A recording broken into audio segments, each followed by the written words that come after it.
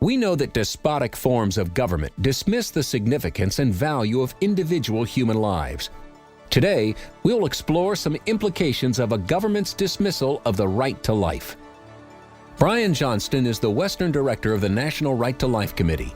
He has served in many capacities while advocating for innocent lives, as California Commissioner on Aging, as Chairman of the California Pro-Life Council, on the board of the National Legal Center for the Medically Dependent and Disabled. And now here's our host, Brian Johnston. Welcome back to Life Matters. We're your program on the right to life and what it really is. It's a very specific right. Remember, a right is a legal question. And America's founders laid that out in the legal documents that were used to found this nation. They had understood something that had echoed throughout history, something that had been talked about in other governments long before, even before Europe became Europe, even before the Romans, back to the time of Aristotle.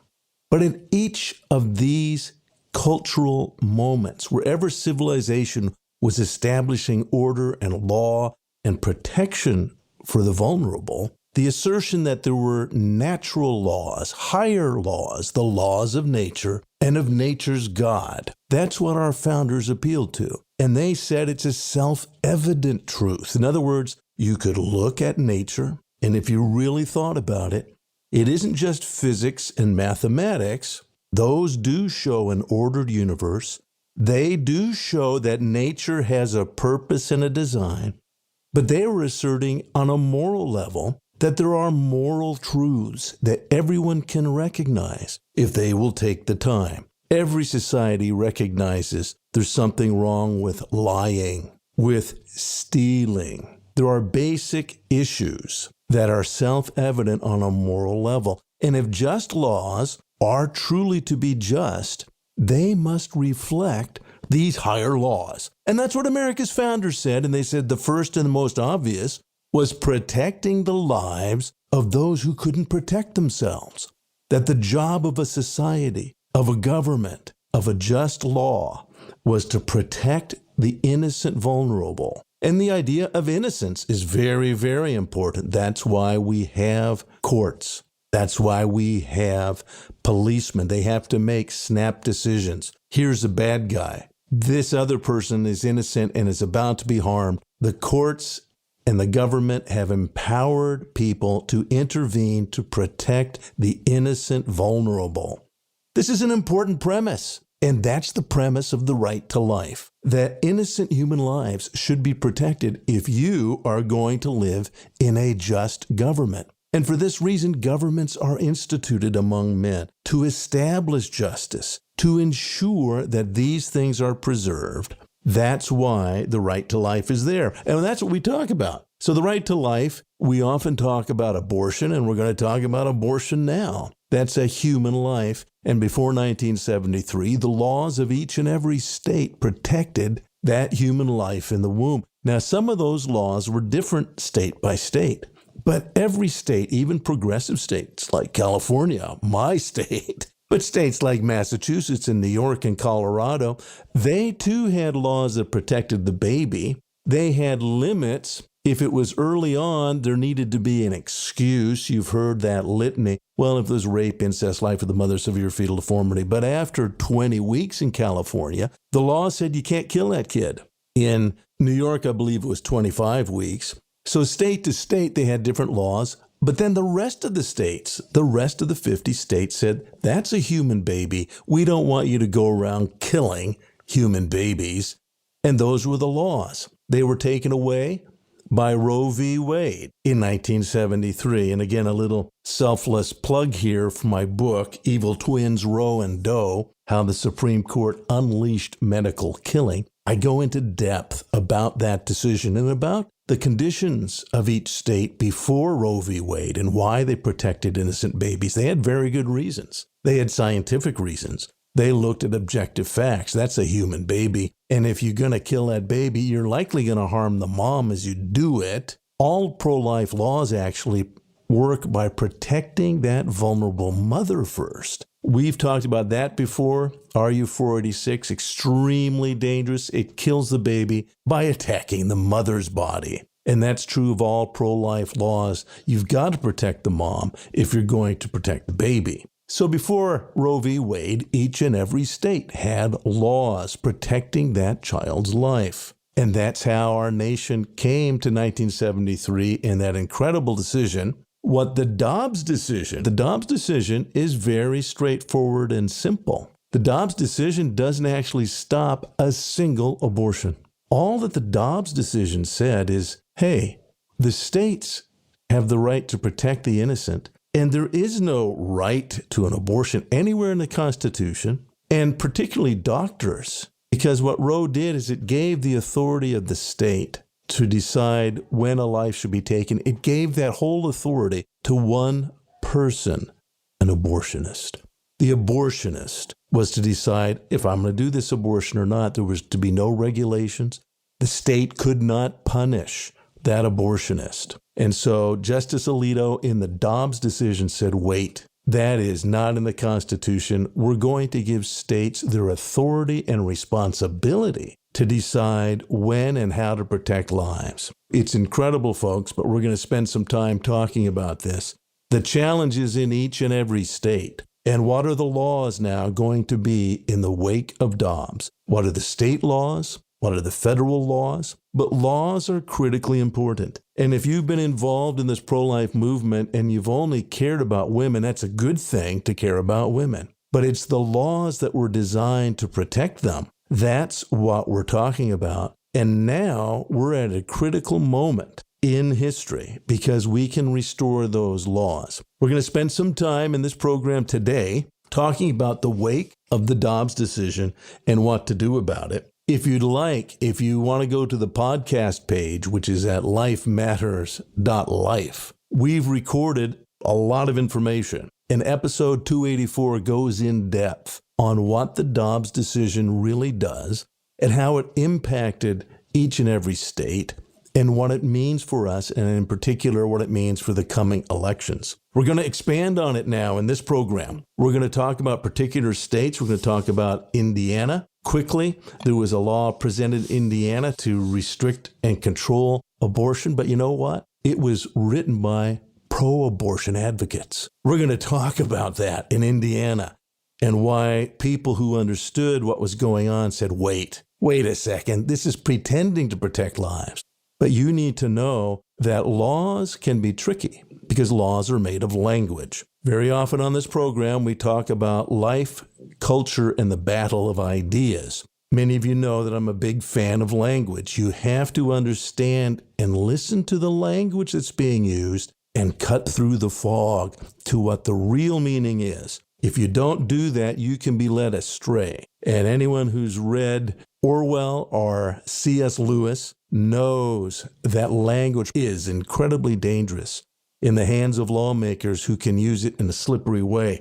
So we're going to talk about the language in these new laws, why you need to be prepared and ready. And we'll talk about several states. And of course, we'll end with California, because California is in many ways ground zero in this battle because of our governor and the radical pro-abortion legislature. But they have their eyes on the entire nation. They intend, if you have a pro-life law in your state, California wants to send agent provocateurs into your state to encourage young women, mothers, to leave that state and the protections of those states and to come to California where those laws will be broken and abortions will be done for any reason or no reason in particular. In fact, California taxpayers will pay the costs of you coming. They'll pay for you to stay. They'll pay for your extra time off if you want. And if you miss work, they'll pay you the money you missed, as long as you come to California to kill your baby. It's quite incredible. We'll be back right after this. You're listening to Life Matters.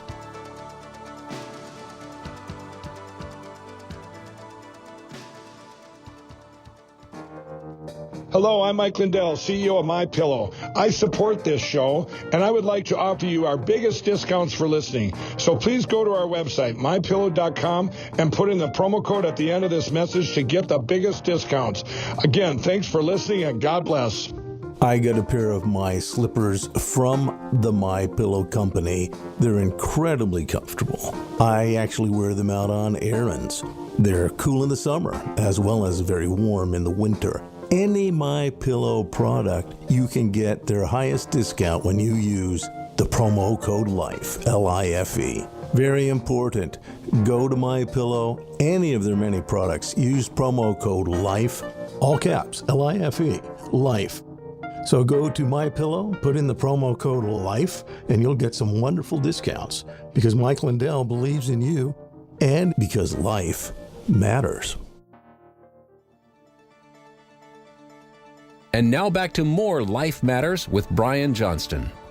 Welcome back. You're listening to Life Matters, and we're talking about the Dobbs era. We are looking at the new laws that are being proposed. In many states, there are quite a few laws that have what are known as trigger laws, where basically the law already said if Roe is overturned, we're going to have laws to protect our babies. And that's what's happened in many states in our nation. We have, I believe, 21 states had trigger laws. Many of those were immediately enjoined and went into court. Court had enjoined the law, and then it was appealed, and the court said, no, it can go into effect for the Mississippi law. But there's quite a few states. North Dakota is another one. And starting on July 28th, there was a new trigger law employed in North Dakota. Other states with trigger laws are Arizona, Georgia, Idaho, Iowa, North Carolina, West Virginia, Wyoming. All of these are going to have incredible battles because your opponents, the opponents of life,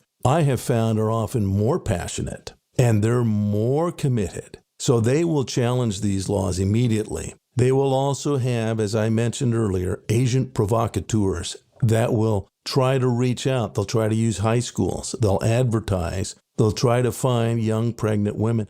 I liken them to abortion coyotes. You know, I'm here in California, and California is familiar with coyotes, and those are individuals usually from south of the border. They're not always Mexican, but they're individuals that take advantage of people, and they say, hey, do you want to go to the land of promise? Well, I'll arrange that. And they go looking for people to bring to the United States illegally. They're called coyotes. But now, because of Governor Newsom in California, there's money for these abortion coyotes coming out of the state coffers. And this is going to continue. So you need to know that. We'll talk about how to stop that. But the Dobbs decision did not end the debate for our nation. And literally, if in your state passes a pro-life law, I apologize for my governor.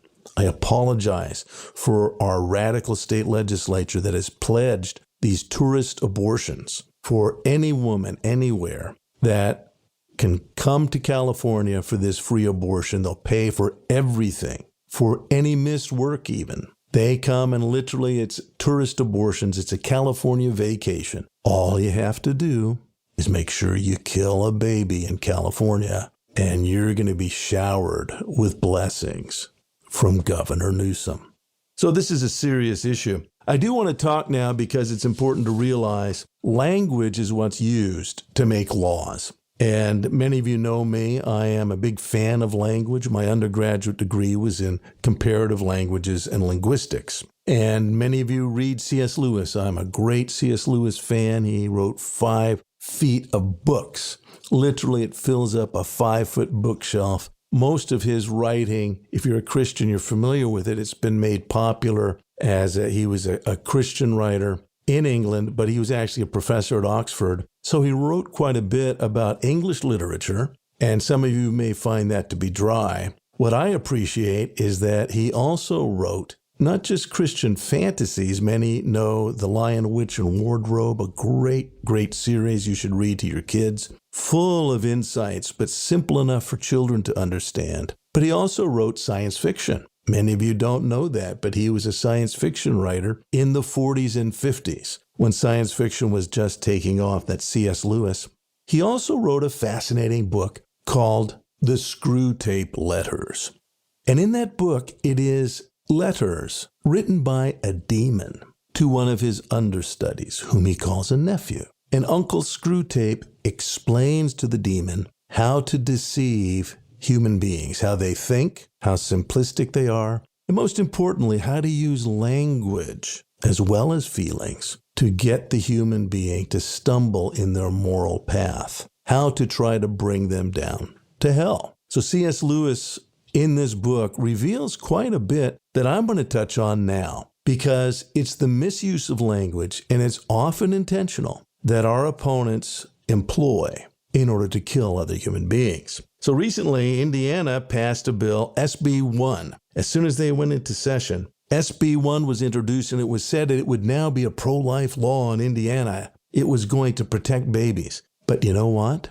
It was written by abortion advocates. They didn't advertise that, and it was implied that this was the legislature putting it forward, and some pro-lifers fell for it. They fell for the misleading language that was designed to look as if it were protective, but actually had vast holes in it that allowed abortion to be legalized and would allow it to be legal in Indiana, even though it was pretending to protect. By the way, that's what Roe v. Wade did. Again, if you look at my book, I go into depth how Roe v. Wade pretended to protect life after the first trimester. It's a lie. And Justice Blackmun admitted later he made up the trimester system. How about that? But the media doesn't tell you that. That was never discussed popularly, because once that's understood, you have to dig deeper than if those restrictions on abortion weren't really there, and they weren't. Those restrictions that supposedly were in Roe v. Wade were not there. Doe versus Bolton gave all authority to kill to the abortionist. And Doe versus Bolton isn't talked about very much. It's conjoined to Roe v. Wade, and it is part of Roe v. Wade. But it gave all decision-making only to the abortionist. And so what had seemed like limits on abortion were not actual limits. There were caveats so that the abortionist could do the abortion whenever he or she wanted to. It entirely gave the authority over life and death not to the hands of the state or anyone who would protect the child, but only to one person, the abortionist. Critically important to realize that, and they did it by lying. You can read more about it in my book, Evil Twins, Roe and Doe. It's available on Amazon. You can order it. You don't even have to get the paperback. Go ahead. I like when people will order the electronic version because all of the footnotes are linked. So you don't have to believe me. You can check my homework. The fact is that Roe v. Wade was a lie from the beginning. It was deceitful. And Justice Blackmun knew that. And there were others who knew it, but helped him cover that up. So it's very important to realize they're still going to continue to do that. Again, if you want to get more information, a previous program, go to episode 284 at lifematters.life. Listen to that podcast. We go in depth. If you don't understand what Roe v. Wade and Doe v. Bolton, its little sister, if you don't understand what Roe v. Wade did, you can't understand what Dobbs is doing. So it's important that you understand that. Life Matters continues after this.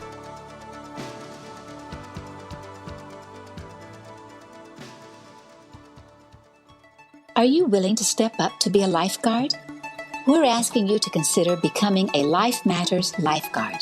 On Life Matters, we cut to the depths of this cultural battle of ideas that has robbed America of its core values and robbed the innocent of their right to life. Anything you can pledge is appreciated. But if you pledge $19 a month, we will make you part of the Life Matters lifeguard team, getting you the important tools and dynamic information to help save lives and encourage others in understanding the lurking dangers in today's deadly cross-currents of culture. Your pledge helps us with our costs of broadcast. It keeps the full understanding of the right to life going out over our numerous radio stations and also facilitates the important podcast that carries even more programming. Please go to the front page of the Life Matters website and click on the donate button. Your donation is deeply appreciated. And now back to more Life Matters with Brian Johnston. We're back, and you're listening to Life Matters. As I said, in Indiana, it was excited. I was at a meeting where they were saying, hey, Indiana is ready to pass a pro-life law. But lo and behold, our opponents knew that too. And they went ahead and they introduced SB 1. SB 1 actually removes all criminal penalties from and provides complete immunity for illegal abortions consented to by pregnant women, except for partial birth abortions and dilation and evacuation abortions. This is amazing. So it sounds like they will mention partial birth abortion and go, oh, good, they're going to restrict partial birth abortion. It must be pro-life. No, the wording removes all criminal penalties. Now, many of you know that I have been an advocate for the medically vulnerable who are depressed and are talked into suicide. It's actually a related issue. Will doctors kill human beings? And when there's laws on assisted suicide, they say they're going to control its use. Well, we're not going to use assisted suicide all that much. It's going to be protected. And then every year, California, Washington, and Oregon have legalized assisted suicide. They have reports on assisted suicides. They think, oh, they're controlling it. But they don't tell you everything. They intentionally mislead you. Because in each of these states, failure to report your actions has no penalty. So if a doctor wants to kill a patient, they feel, well, yeah, this person, I've got pretty good grounds to do it. They were going to die within 2 weeks. It's obvious. And so I'm easily under the law. They'll fill out the forms. But if they fudge, if they make a mistake, if maybe the patient changes their mind, but they go ahead with it anyways on the patient, there's no penalty if they don't fill out the form. And they started doing that in Oregon first. So they're very clever about that. It sounds like they're going to control assisted suicide. But if you don't have penalties and enforcement, there's no controls. And that's what they did with the pro-life law in Indiana. And so that law was just passed. But fortunately, the pro-lifers caught on. Actually, there's many other problems with it. It explicitly recognizes, legalizes, and facilitates chemical abortion clinics throughout Indiana by authorizing abortion-inducing drugs to flood the state. If you've listened to our program, you know that RU46 is now very, very popular with abortionists. It's because they can walk away. They don't have to be there. But it's an extremely powerful use of artificial steroids that attacks a woman's body. That's how the baby's killed. It attacks her body in a double-barrel approach. She takes one drug that causes her body to stop everything it's doing to become a mother. It cuts off any nutrition to the baby. It tells the mother's breast to stop growing. She starts to become a mother. Nature is going into effect as she becomes a mother, and the chemicals say, stop it.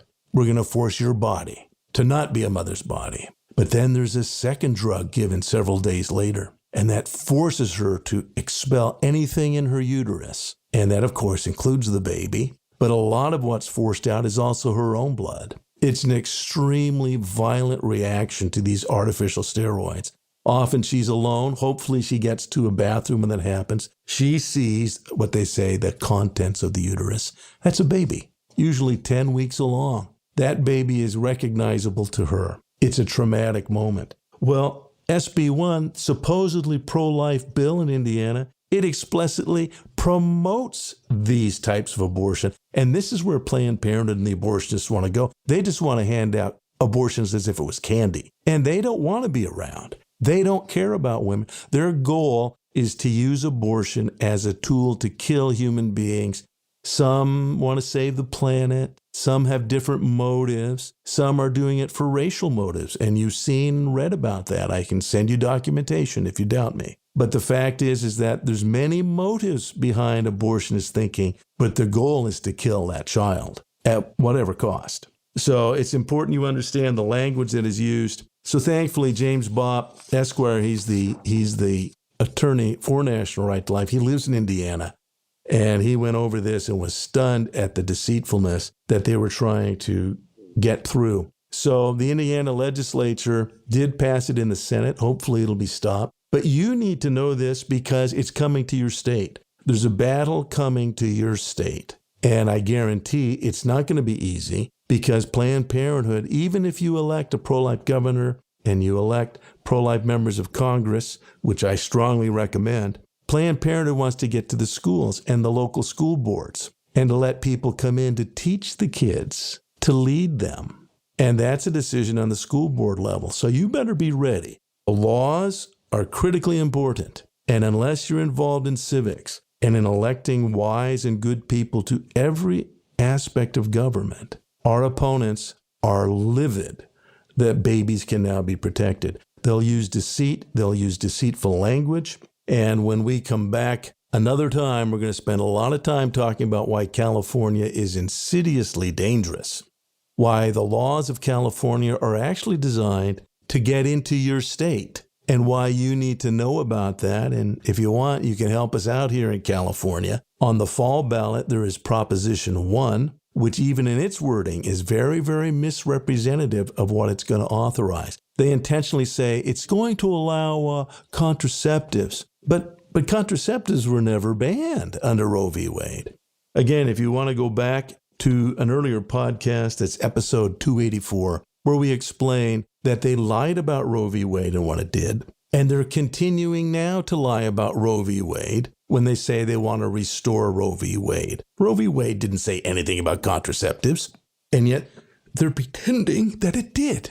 And unwisely, when there's pro-lifers who don't like contraceptives, they rise to the debate, and they make the debate about contraception. So you'll often see that kind of trickery. Again, the kind of thing you see outlined in C.S. Lewis's book, The Screwtape Letters, where language is intentionally used to mislead, to get people on the wrong track to think they're debating one thing, but in fact, they're authorizing something completely different. That's been the case in the issue of abortion. You need to know that. You need to follow the words.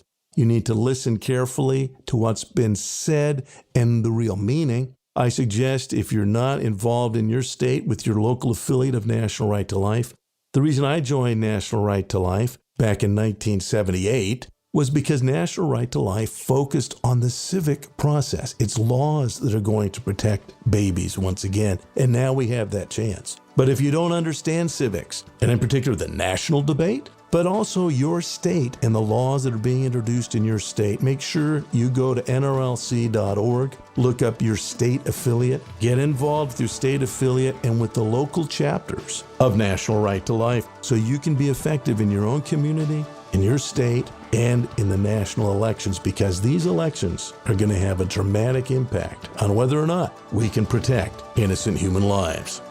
Learn more about everything in today's show online at lifematters.life, where you'll find all the resources you need to protect life. Life Matters is a production of the California Pro-Life Council, the state affiliate of National Right to Life. Wherever you are in the nation, you can find out more at National Right to Life.